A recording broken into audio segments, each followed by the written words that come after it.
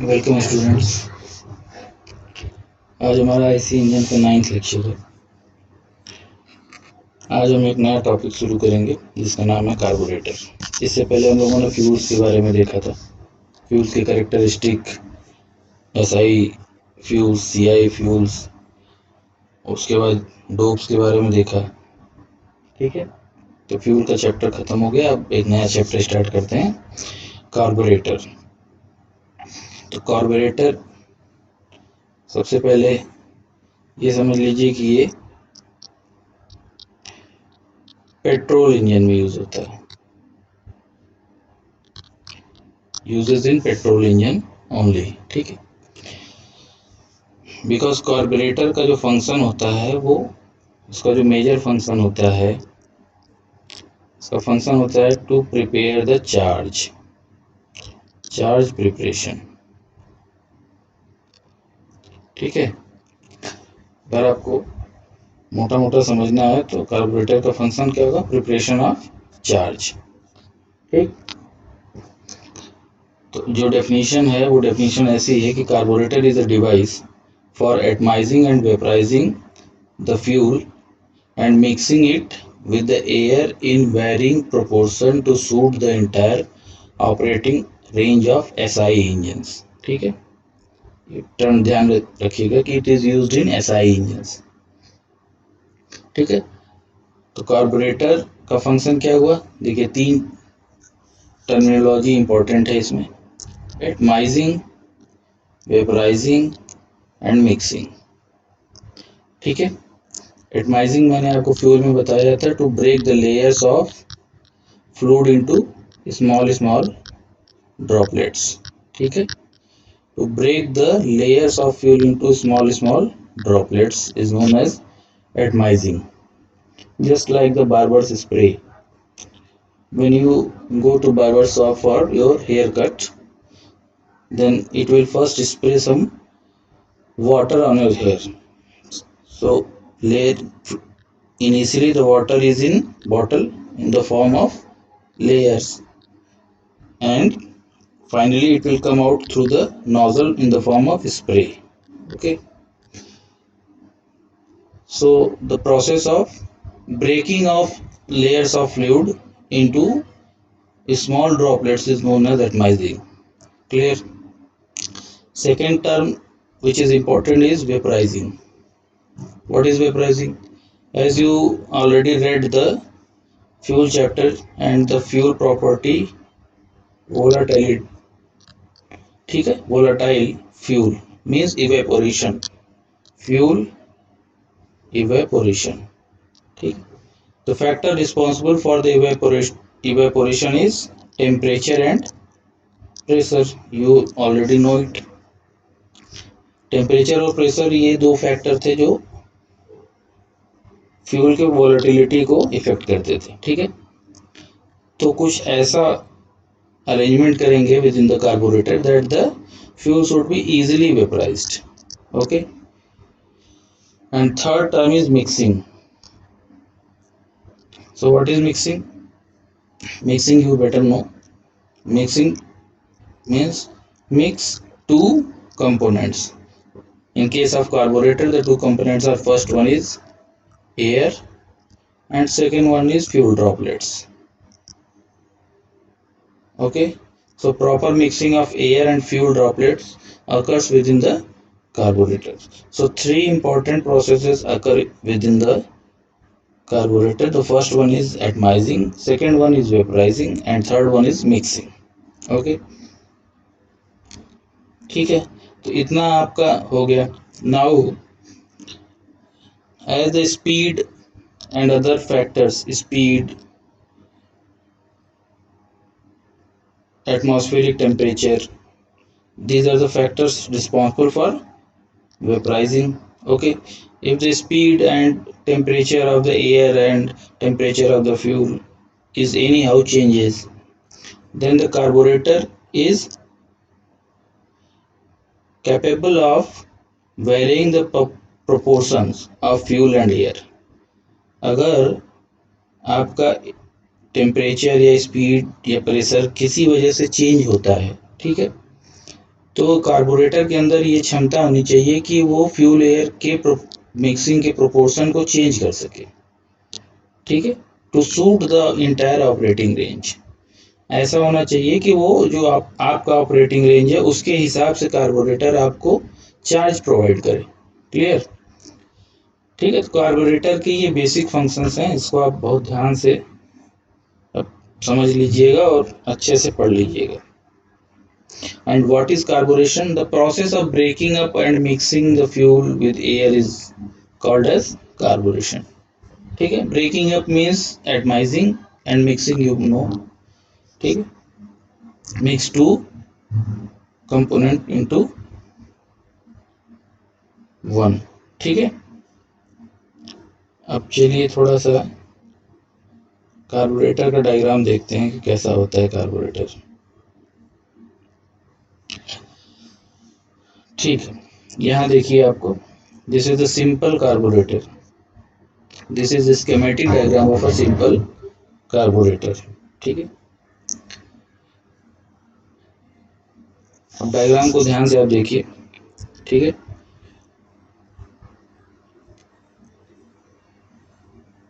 This is the fuel supply line, यहाँ कहीं tank होगा, फ्यूल टैंक, ठीक है, फ्यूल टैंक, यहाँ से आपकी पाइप ऐसे आएगी, ठीक है, यहाँ से फ्यूल सप्लाई आएगा, फ्यूल सप्लाई लाइन। ठीक है, ये है आपका निडल वॉल्व। निडल वॉल्व क्या होता है? जब यहाँ से आपका फ्यूल आता है, ठीक है, ये एक वॉल्व है। वॉल्व का मतलब होता है one way supply. Valve means one way supply only, reverse is not possible. तो अगर आपके यहाँ पे ऐसे वॉल्व लगा हुआ है, ठीक है, तो जब ये वॉल्व नीचे होगा तो यहाँ एयर गैप रहेगा और ये गैप के थ्रू फ्यूल आएगा। लेकिन अब ये जो है इसको बोलते हैं फ्लोट। फ्लोट मीन्स क्या होता है? एक प्लास्टिक का कंटेनर होता है बहुत छोटा सा, इसके अंदर एयर होती है।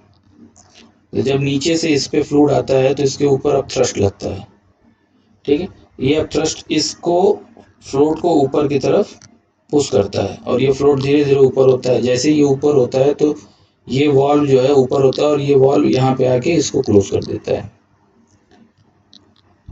पहले वॉल्व की कंडीशन ये थी, ठीक है। अब जो है जब अब थ्रस्ट लगता है इस पे तो फ्लोट ये ऊपर की तरफ शिफ्ट होगा और जब ये शिफ्ट होगा तो ये पोर्शन भी शिफ्ट होगा, तो ये कुछ ऐसे आता है, ठीक है। तो ये इसको यहाँ जो पैसेज था उसको क्लोज कर देता है और entry of fuel to the float chamber is banned now, ठीक है। फ्लोट चैम्बर में जो एंट्री होती है फ्यूल की वो रोक दी जाती है, ठीक है, क्लियर। यहाँ से फ्यूल सप्लाई आता है, ठीक है। ये नीडल वॉल्व इसका काम है, एक इस नीडल वॉल्व और इस फ्लोट को मिला के इसका एक काम है maintain a certain layer of, maintain a certain level of fuel in the float chamber, float chamber, ठीक है। to maintain a certain level of fuel in float chamber, ठीक है। अब यहाँ देखिए कि ये पोर्शन आपको क्लियर हो गया कि इनका क्या फंक्शन। अब यहाँ एक एयर वेंट लगा हुआ है। ये एयर वेंट इसलिए लगा हुआ है ताकि यहाँ पे अंदर जो है ये हमेशा एटमॉस्फेरिक प्रेशर बना रहे, ठीक है। एयर वेंट आपको पता है, आपने तमाम फ्लूइड मैकेनिक्स में पढ़ा होगा, ठीक है। एयर वेंट का मतलब क्या हुआ? Pressure at this point and pressure at this point is equal and it is equal to PATM, ठीक है, क्लियर। एयर वेंट का फंक्शन आपको क्लियर हुआ। चलिए अब देखिए, इस फ्लोट चैम्बर से एक सप्लाई लाइन जाती है इसमें, इसको बोलते हैं वेंचुरी ट्यूब, ठीक है। सॉरी, यहाँ ये venturi tube, this is the venturi tube, ठीक है। ये एक ट्यूब है, सिंपल ट्यूब, ठीक। अब ये जो ट्यूब है यहाँ पे, ये जो पोर्शन दिख रहा है यहाँ पे एक नोजल एक्शन होता है। यहाँ पे तो आपको सीधा सीधा डायग्राम दिख रहा है क्योंकि बहुत टिपिकल नहीं बनाया जाता है, ठीक है। यहाँ पे एक नोजल एक्शन होता है, यहीं से फ्यूल का एटमाइजेशन शुरू होता है due to this nozzle action. जैसे हमने आपको बताया था कि अगर आपको अपने गार्डन में स्प्रे करना हो तो आपको पाइप को क्या करना पड़ता है, पाइप का यहाँ पे डायमीटर कम करना पड़ता है। आप यहाँ ऊपर से कुछ प्रेशर से लगाते हैं तो यहाँ पे वाटर एटमाइज हो जाता है। तो आप ये जो प्रेशर लगाते हैं इसके थ्रू जो यहाँ पे पैसेज बनता है ये कुछ नोजल एक्शन होता है, ठीक है। इसी वजह से आपका वाटर एटमाइज होता है और यहाँ पे वाटर की जगह क्या है, फ्यूल। तो यहाँ पे ये ध्यान रखिएगा कि this is the nozzle action, ठीक है। अब देखिए यहाँ से ये जो आप अगर अपने बाइक का डायग्राम देखेंगे, बाइक को अपने ध्यान से देखेंगे तो टैंक के नीचे जो है एक ऐसे कप सा बना होता है जो नॉर्मली एल्युमिनियम का होता है, ठीक है। एल्युमिनियम का एक ऐसे कप सा बना होता है, कप, और यहाँ से ऐसे कुछ निकला होता है और यहाँ पे एक लिड होती है जो फ्यूल टैंक में जाती है, यही फ्यूल सप्लाई है, ठीक है। ये फ्लोट चैम्बर है और इसी में आपका इधर से एक मोटी सी पाइप आती है जो बेलो डिजाइन की होती है। बेलो डिजाइन मतलब ऐसे ऐसे, ठीक है। यहाँ से आपका एयर आता है, इसके बाद आपका यहाँ एयर फिल्टर लगा होता है। तो air from atmosphere through air filter passes through this bellow design tube and enters the carburettor tube, ठीक है। फिल्टर, उसके बाद आपका बेलो डिजाइन ट्यूब, उसके बाद आपका कार्बोरेटर का चैम्बर, यहाँ से एयर यहाँ फिल होती है, ठीक है। अब यहाँ जो एयर है यहाँ पे एक वाल्व लगा होता है ऐसे,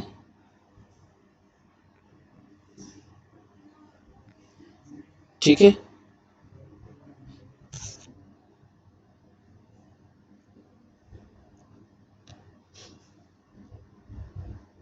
ठीक है, इसको वाल्व को चोक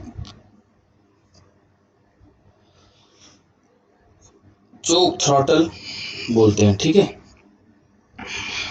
इससे आपकी एयर की सप्लाई का फ्लो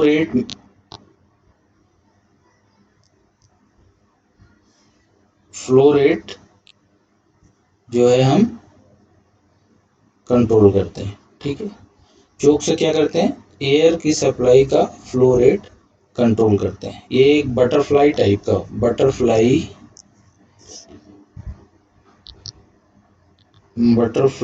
होता है। बटरफ्लाई का मतलब आपने जैसे तितली देखी होगी तो ऐसे बीच में उसकी बॉडी होती है और यहाँ उसके पंख होते हैं ऐसे, ठीक है। तो बटरफ्लाई टाइप का क्या हो गया कि बीच में रॉड होगा ऐसे और यहाँ से सर्कुलर शेप के हाफ सर्किल के होंगे और ये पॉइंट जो है इसके अबाउट रोटेट करता है।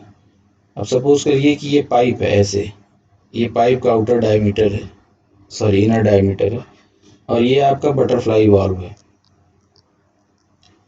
इस कंडीशन में ये क्या होगा, बंद होगा। अब जब आप इसको पकड़ के ऐसे रोटेट कराएंगे तो ये पोर्शन नीचे की तरफ जाएगा और ये पोर्शन ऊपर की तरफ आएगा। थोड़ा विजुलाइज करिएगा क्योंकि इसमें दिखाना बहुत मुश्किल है 3D डायग्राम, ठीक है। इसको जब आप रोटेट करेंगे तो ये वाला पोर्शन अंदर की तरफ जाएगा और ये वाला पोर्शन बाहर की तरफ आएगा। तो यहाँ पे जो पैसेज होगा वो कुछ ऐसे हो जाएगा, ठीक है। मतलब पहले जो पैसेज था अब इतना ओपन हो जाएगा, ये एक्स्ट्रा ये पैसेज जो है ओपन हो जाएगा। मतलब आपका अब एयर जो है वो ज़्यादा एंट्री करेगी टू द ट्यूब, ठीक है। यहाँ से ट्यूब में ज़्यादा एयर एंट्री करेगी। तो चोक का फंक्शन समझ में आया, व्हाट इज चोक। जैसे पहले स्कूटर्स में आप या गाड़ियों में कहते थे चोक ले लो, ठीक है। लोग बोलते थे स्टार्ट नहीं होती थी, तो लोग कहते थे चोक ले लो स्टार्ट हो जाएगी। ठीक है, तो व्हाट इज चोक का फंक्शन क्या होता है? जब आप चोक, जो आपका चोक है, जब आप उसको पुल करते हैं तो वो क्या करता है, इस पाइप को एयर फ्लो रेट को मिनिमम कर देता है। ठीक है, आगे बताएंगे कि मिनिमम करने से क्या फायदा होता है। ठीक है, मतलब जब आपने चोक को अपनी तरफ खींचा या आपने चोक लिया, जिसको नॉर्मल भाषा में बोलते हैं आप चोक ले लो, या चोक को आपने पुल किया, तो वो क्या करेगा, इस चोक जो है वो इस एयर सप्लाई को घटा देता है, मिनिमाइज कर देता है। ठीक है, तो ये हुआ चोक का फंक्शन, क्योंकि डायग्राम में नहीं था इसलिए मैंने थोड़ा सा बता दिया। ठीक है, अब चलिए आते हैं नीचे। ये देखिए, ये जो पोर्शन है, ये आपका वेंचुरी का पोर्शन है। आपने वेंचुरी टिप पढ़ा ही होगा, ऐसे होती है। देखिए, आपने वेंचुरी टिप पढ़ा होगा ना, ऐसे।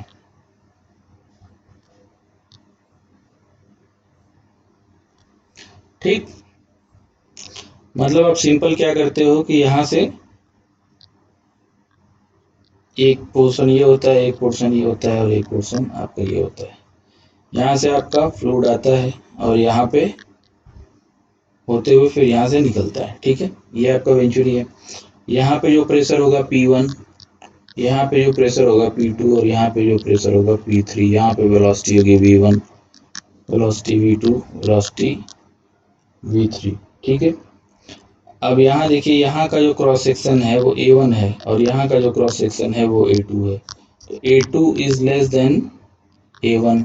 ठीक है, therefore V2 is less than, sorry, V2 is greater than V1।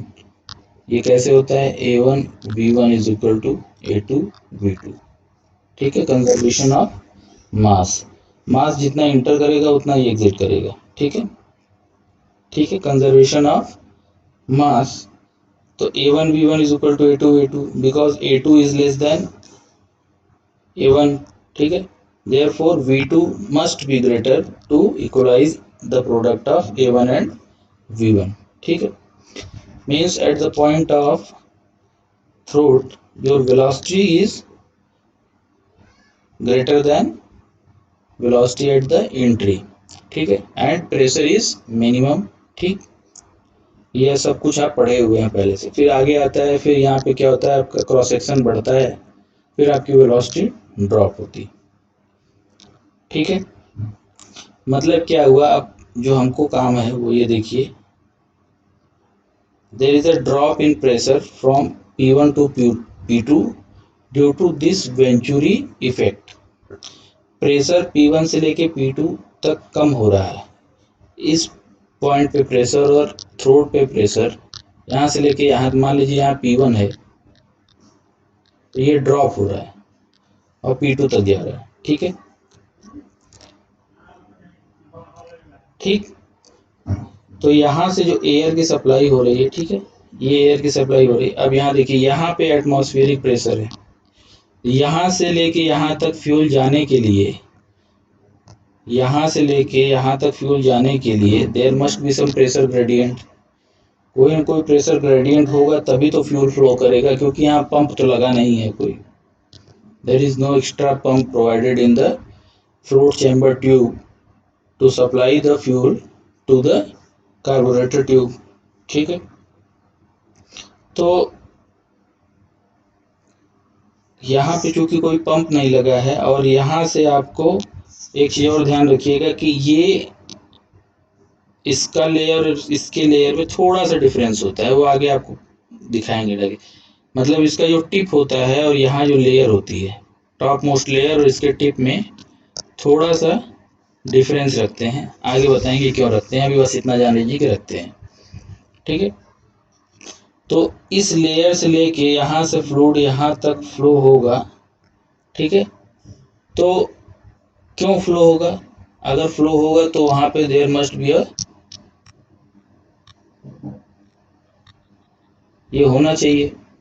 ठीक है, there must be a pressure gradient, और यही प्रेशर ग्रेडियंट कहाँ से क्रिएट होता है, जो एयर यहाँ से आती है इसके थ्रू फ्लो करती है, तो due to this venturi action. ठीक है, यहाँ पे प्रेशर ड्रॉप होता है और यहाँ पे एक हल्का सा वैक्यूम क्रिएट होता है।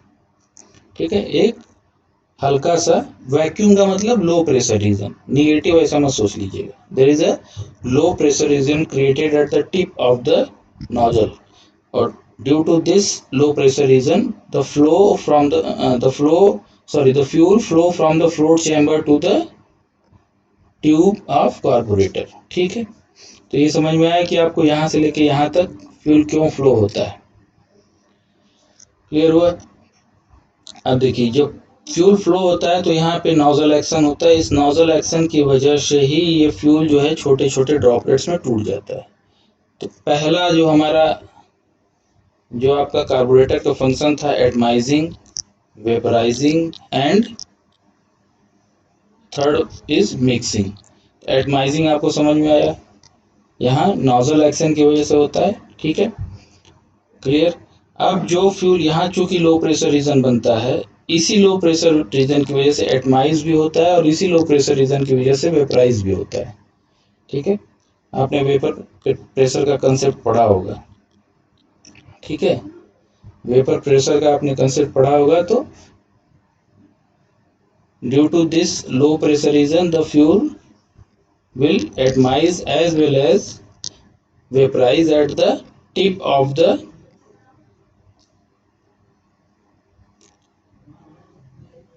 Float chamber tube. ठीक है, तो ये क्लियर हुआ। अब एयर यहाँ से आती है और इस यहाँ पे अब आपके पास एटमाइज और थोड़े फॉर्म में वेपराइज फ्यूल है, वो इसको इस अपने साथ मिक्स कराती है और फिर लेके यहाँ आती है।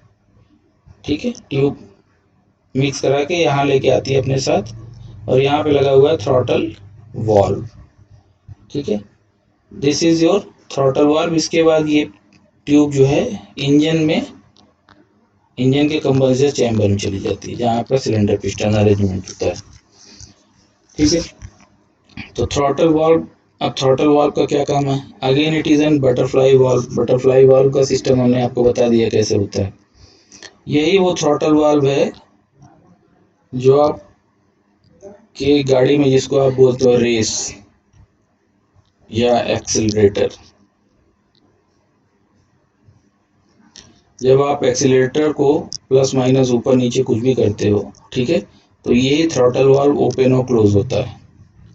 ठीक, जब ये थ्रॉटल वाल्व ऐसे मूव करेगा इस डायरेक्शन में, ठीक है, तो ये ओपन होगा, और अपोजिट में मूव करेगा तो क्लोज होगा।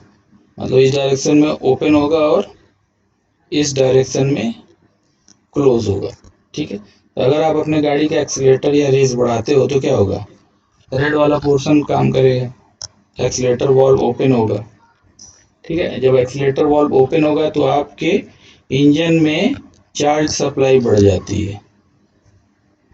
ठीक है, चार्ज सप्लाई बढ़ जाती है। क्यों? क्योंकि जितना ज़्यादा यहाँ से सप्लाई जाएगी उतना ही ज़्यादा एयर यहाँ से फ्लो करेगा। जितना एयर फ्लो करेगा उतना ही यहाँ वैक्यूम होगा, उतना ही ज़्यादा फ्यूल आएगा। ठीक है, तो ये इसका बेसिक फंक्शन, कैसे कार्बोरेटर वर्क करता है। ठीक है,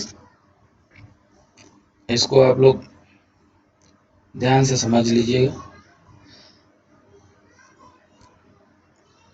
कोई दिक्कत हो तो बताइएगा। चलिए अब देखते हैं।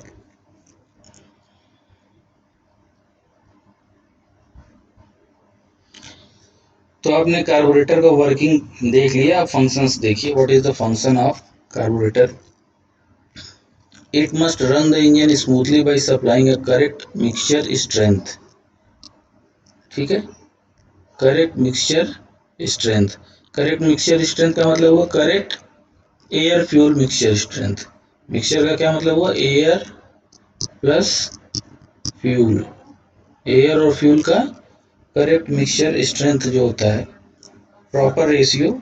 ठीक है, हर कंडीशन पे जैसे जैसे आपकी ऑपरेटिंग कंडीशन है उस पर ये इसको सप्लाई करना है। ठीक, it must atomise, vaporise and mix, ये आपको पता ही है। It must supply correct amount of air fuel mixture in correct proportion under all load condition and speed। ये तीनों पॉइंट आपको बताए जा चुके हैं, इन्हीं को अलग अलग टाइप से लिखा हुआ है, ठीक है।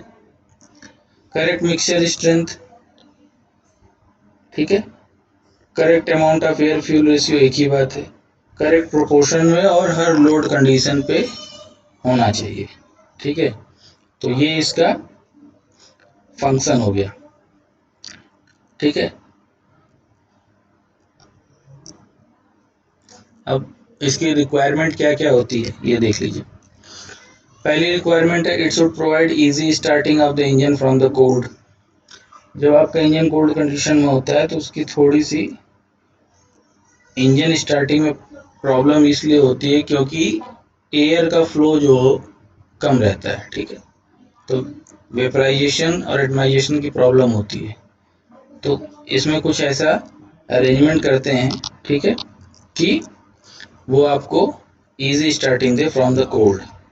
कोल्ड का मतलब इंजन जब आपका 10, 12, 15, 20 घंटे से खड़ा है और आप फिर उसको स्टार्ट करने जा रहे हो, ठीक है। Second one is provide properly atomised fuel with the correct fuel air mixture at each speed during the at each speed corresponding to the throttle position. ये मैंने बता दिया आपको। Provide the correct fuel air mixture at each throttle opening under different loads and speeds, ये भी बता दिया।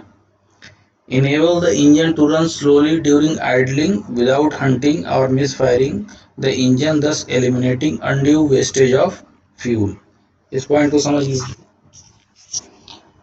Carburettor आपके इंजन को इनेबल करेगा कि आपका इंजन जो है जब आइडलिंग पोजीशन में है, ठीक है, जब आइडलिंग पोजीशन में है तो उस वक्त स्मूथली रन करे, ठीक है, और उतना ही ऑयल या फ्यूल या चार्ज सप्लाई हो, ठीक है, जितनी ज़रूरत है, उससे ज़्यादा सप्लाई ना हो। अदरवाइज अगर उससे ज़्यादा सप्लाई होगा तो आपका फ्यूल वेस्ट होगा, ठीक। अब व्हाट इज आइडलिंग? आइडलिंग का मतलब होता है engine at no load. Engine में कोई लोड नहीं लगा है, ठीक है। इसका मतलब क्या हुआ कि जैसे मान लीजिए आपका इंजन है, आपने उसको बाइक से निकाल के अलग कर लिया और उसको स्टार्ट कर दिया, ठीक। तो इंजन के जितने पार्ट्स हैं विद इन द इंजन सिर्फ वही हैं, उसके अलावा उस पर अब बाइक में जैसे क्या होता है, आपने इंजन स्टार्ट किया, उस पर बैठ गए, उसके बाद चलने लगे, तो क्या होगा, बाइक पे आपने बैठे हैं तो आप बाइक पे लोड दे रहे हो, ठीक है। 2 लोग बैठ गए तो ज़्यादा लोड हो गया, 3 लोग बैठ गए तो और लोड हो गया, ठीक है। अगर रफ रोड है तो ज़्यादा लोड लगेगा, ठीक है। तो इन सब चीज़ों में जो है वो जो लोड है वो बढ़ता रहता है। लेकिन जब आप सिर्फ इंजन को रन करते हैं विदाउट एनी लोड तो क्या होगा, उसको बोलते हैं, उस कंडीशन को बोलते हैं आइडलिंग, ठीक है। और अगर सपोज करिए कि आपके इंजन में जब आपने इंजन स्टार्ट किया है और फ्यूल की सप्लाई बहुत कम हो जाएगी, अगर मान लीजिए फ्यूल की सप्लाई बहुत कम है तो क्या होगा, आपका इंजन मिसफायर करेगा। मिसफायर का मतलब होता है फ्यूल पहुंच ही नहीं पाया कंबशन चैम्बर में, और जैसे एक बार फ्यूल गया, कंबशन हुआ, अगला कंबशन होने से पहले फ्यूल पहुंच नहीं पाया, तो क्या होगा, आपका इंजन फायरिंग के बीच में जो फायरिंग होनी चाहिए एक सर्टेन टाइम के बाद वो रुक रुक के होगी। That is called as misfiring और हंटिंग, ठीक है। तो fifth point is generate maximum acceleration when throttle is suddenly open और क्लोज्ड। सडनली ओपन और क्लोज्ड होगा, यहाँ पे कुछ उल्टा लिखा हुआ है, ठीक है। तो सडनली ओपन और क्लोज, ठीक है।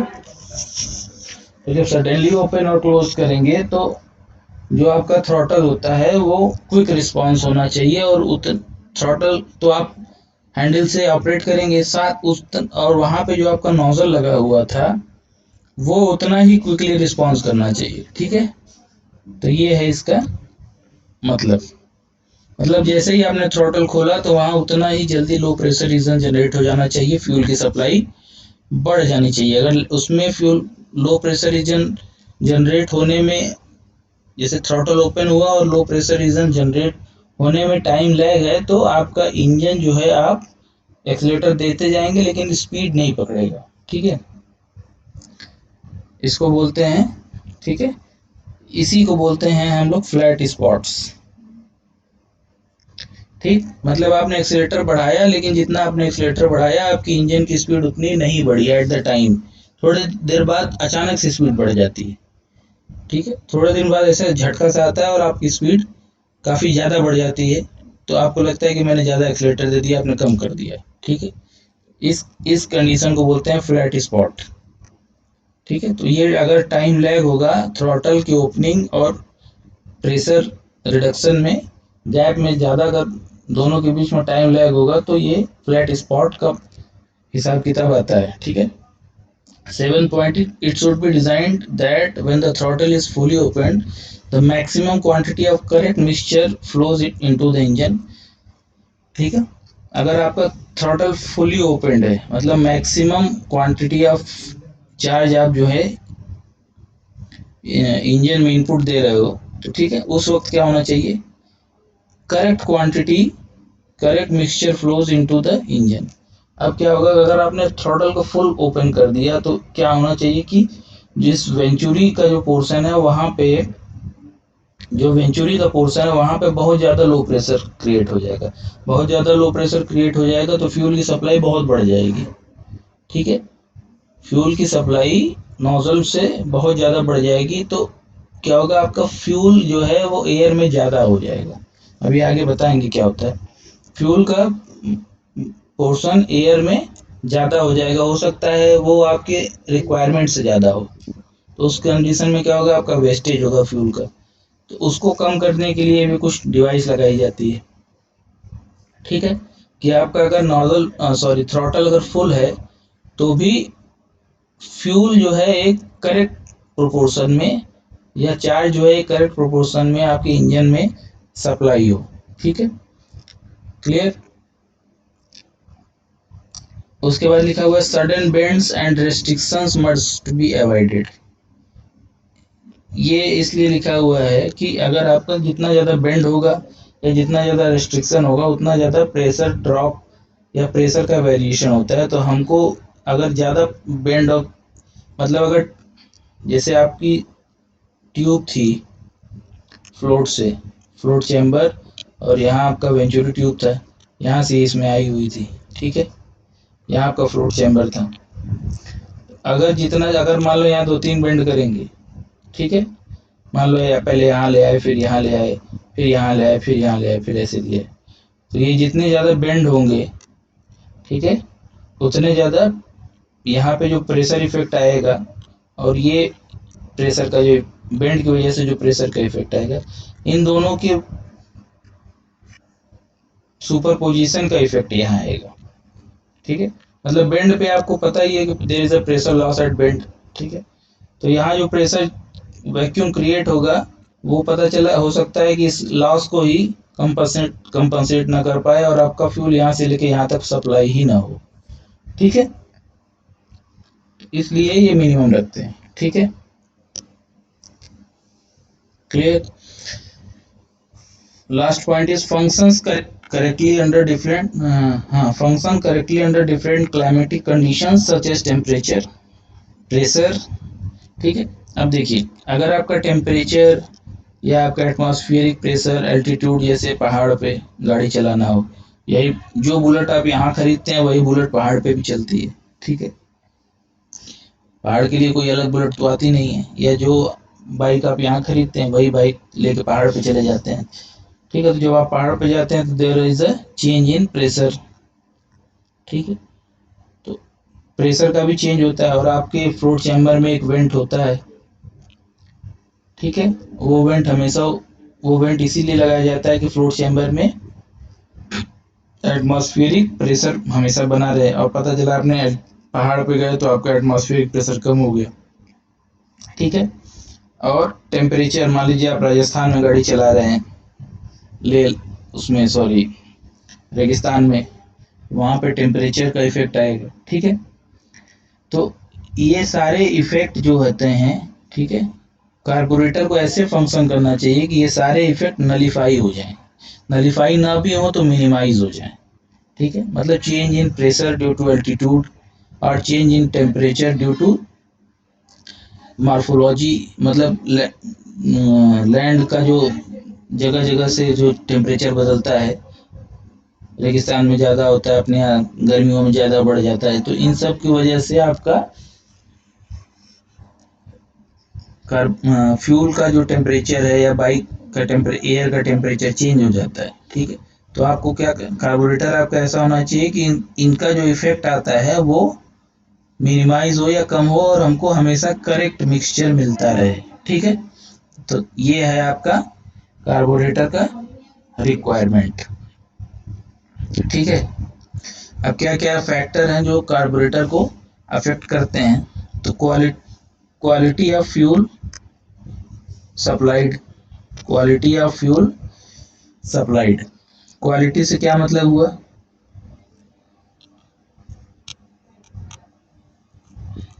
वोलाटिलिटी या इवेपोरेशन। अगर आपका फ्यूल जो है इतना सफिशिएंट प्रेशर पे वेपराइज नहीं हो रहा है, ठीक है, तो आपका जो कार्बोरेटर है वो ढंग से काम ही नहीं करेगा। मतलब आपके इंजन में वेपराइज्ड फ्यूल पहुंचना चाहिए मिक्सचर के साथ, ठीक है। तो आपका पता चला कार्बोरेट फ्यूल वेपराइज ही नहीं हो रहा है तो ढंग से काम नहीं होगा, ठीक है। Second one is the time factor, the time available for mixture preparation. अब ये आप जान लीजिए कि जो आपका ट्यूब था उसमें यहाँ जो वेंचुरी लगा हुआ था, यहाँ से फ्यूल आ रहा था और यहाँ से एयर, यहीं पे मिक्सचर प्रिपरेशन हो रहा था और यहाँ से कंबशन चैम्बर में जा रहा था। तो यहाँ पे जो मिक्सचर प्रिपरेशन का जो टाइम होता है वो बहुत इंपॉर्टेंट होता है और बहुत कम होता है, ठीक है। मतलब 0.02 कुछ इस टाइप का होता है, ठीक है। सेकेंड का फ्रैक्शन होता है। तो अगर ये टाइम ऊपर नीचे होगा तो आपका कार्बोरेशन का प्रोसेस अफेक्ट होगा। The temperature of the incoming air, third point is, अगर temperature of the incoming air, suppose करिए कि आपकी इनकमिंग एयर, मान लीजिए जो यहाँ ट्यूब से आ रही है एयर, इसका टेम्परेचर अगर आप बढ़ाते हैं तो इसकी डेंसिटी रो कम हो जाती है। डेंसिटी रो कम हो जाएगी तो आपका जो मास फ्लो रेट होता है रो ए वी, अगर this rho is decreasing while A and V is constant, ठीक है, तो आपका क्या होगा, mass flow rate of air कम हो जाएगा, ठीक। तो यहाँ से जो mass flow rate of air कम होगा वो यहाँ पे मिक्सचर स्ट्रेंथ को, एयर प्लस फ्यूल, इन दोनों के रेशियो को अफेक्ट करेगा। तो उससे क्या होगा, आपका कार्बोरेशन अफेक्ट होगा। इंजन स्पीड, इंजन स्पीड का मतलब ये हुआ कि जब आप थ्रॉटल को ओपन या क्लोज करते हैं उसकी वजह से यहाँ जो प्रेशर लैग आता है वेंचुरी की जगह पे, ठीक है, ठीक है। अगर इसके अकॉर्डिंग यहाँ पे प्रेशर डिफरेंस नहीं आ रहा है तो भी यहाँ पे क्या होगा, एक लैग होगा जिसको, और इस लैग से क्या होगा, आपका कार्बोरेशन का फैक्टर है जो इफेक्ट करेगा। और डिजाइन ऑफ द कार्बोरेटर, ये तो आपको पता ही है, जब कार्बोरेटर है तो सारा इसमें लगा हुआ सब कुछ जो है इसके कार्बोरेशन को अफेक्ट करेगा, ठीक है। चलिए कुछ इंपॉर्टेंट पॉइंट है इसको देख लीजिए, हालांकि बता दिया होगा अभी तक ये। For high speed engine the time available for mixture preparation is very small, ठीक है। ये मैंने बताया आपको कि जो मिक्सचर का प्रिपरेशन करते हैं वो 0.02 सेकेंड, हालांकि इससे भी कम हो सकता है, ठीक है। मतलब ये आप समझ लीजिए 1/100 सेकेंड, ऐसा कुछ है, 1 सेकेंड का 100वां भाग, समझ में आ रहा है। जैसे 2/100 हुआ, ये 1/50, सॉरी 100 कह लीजिए, 50 कह लीजिए, 1 सेकंड के 50वें भाग में आपका मिक्सचर तैयार हो जाना चाहिए। तो आप इसकी क्रिटिकलिटी का अंदाजा लगा सकते हैं कि ये कितना क्रिटिकल होता है। ठीक है, the temperature affect the vaporisation of fuel. ठीक है, वेपराइजेशन ऑफ फ्यूल आपको बताए ही थे फ्यूल के चैप्टर में, अगर टेम्परेचर बढ़ेगा तो वेपराइजेशन बढ़ जाता है। ठीक है, तो high temperature leads to high vaporisation, और टेम्परेचर बढ़ेगा तो क्या होगा, एयर डेंसिटी कम हो जाएगी। ठीक, तो वेपराइजेशन बढ़ जाएगा फ्यूल का, बट साथ साथ क्या होगा, एयर की डेंसिटी कम हो जाएगी। ठीक है, तो ये टेम्परेचर का इफेक्ट है ऑन फ्यूल एंड एयर। अब इसको क्या, कभी कभी जब आपका, जैसे आपने लो टेम्परेचर रीजन में गाड़ी चलाना है, लो टेम्परेचर रीजन में गाड़ी चलाना है, तो आपको क्या करते हैं कि आप हीटिंग करते हैं। ठीक है, इंडक्शन मैनिफोल्ड का, इंडक्शन मैनिफोल्ड मतलब जो जहां से आपकी इनपुट हो रहा है सब कुछ, उसको हीट करेंगे तो उससे टेम्परेचर बढ़ जाता है। टेम्परेचर बढ़ने से फ्यूल इजीली वेपराइज हो जाता है। ठीक है, फ्यूल इजीली वेपराइज हो जाता है, आपका इंजन स्टार्ट हो जाता है। ठीक है, लेकिन जब वेपराइज इजीली होता है तो हो सकता है कुछ ज़्यादा वेपराइज हो, या ये कहिए कि उस वक्त आपकी इंजन पे जितना लोड है उससे ज़्यादा फ्यूल वेपराइज हो के आपको स्टार्टिंग देता है, तो आपका फ्यूल का वेस्टेज भी थोड़ा सा होता है। और ठीक है, और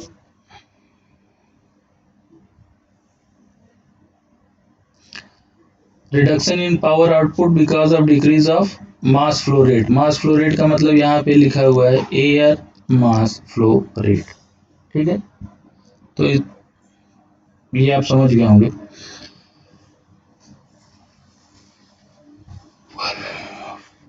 Final pointed design of carburetor as such is very complicated because the optimum air fuel ratio varies over operating range।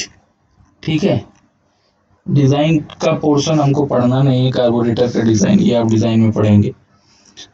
जो बेसिक वेंचुरी और ये सब जो लगे हुए हैं, इनके एक्शन की वजह से थोड़ा थोड़ा चीज आगे बताएं, थोड़ा दिखाएंगे भी आपको चेंज कैसे होता है। ठीक है, जो फ्यूल एयर फ्यूल रेशियो या फ्यूल एयर रेशियो होता है वो चेंज होता रहता है।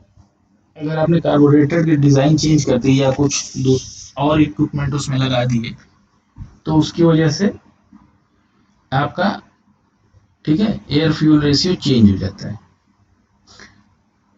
तो ठीक है, आज के लिए बस इतना ही। नेक्स्ट टर्न पे हम लोग कुछ डेरिवेशंस करेंगे।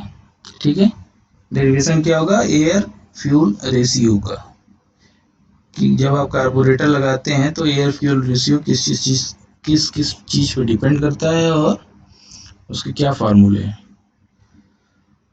ठीक है, फिर चलिए आज के लिए इतना ही।